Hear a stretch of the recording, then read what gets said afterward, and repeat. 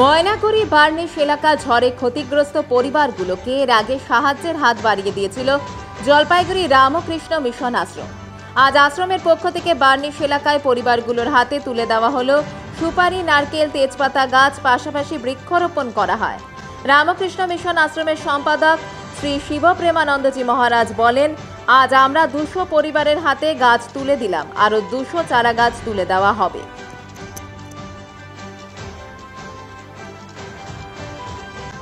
पिता मधुमानो वनस्पतिर्गावो भवन्तु नः।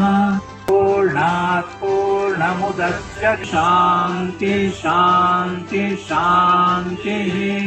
नमः यथाग्निरुपांस्तां साराय विवेक। रामकृष्ण मिशन जलपाईगुड़ी, रामकृष्ण मठ, रामकृष्ण मिशन बेलू मठের শাখা কেন্দ্র। যখন এখানে টর্নেডো হলো ওই সময় আমরা এন্টায়ার এরিয়াতে রিলিফ কাজ করেছিলাম। ওরই কন্টিনিউয়েশন অনেক গাছগুলি নষ্ট হয়েছে।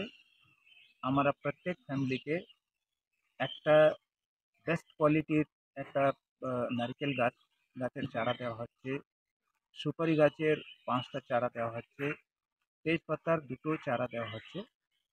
আমার আজকে 200 ফ্যামিলিকে দিলাম, আরও 265 মতন ফ্যামিলি আছে, আরও একদিন আমরা দেবো। এরকমই এগুলি দিলাম।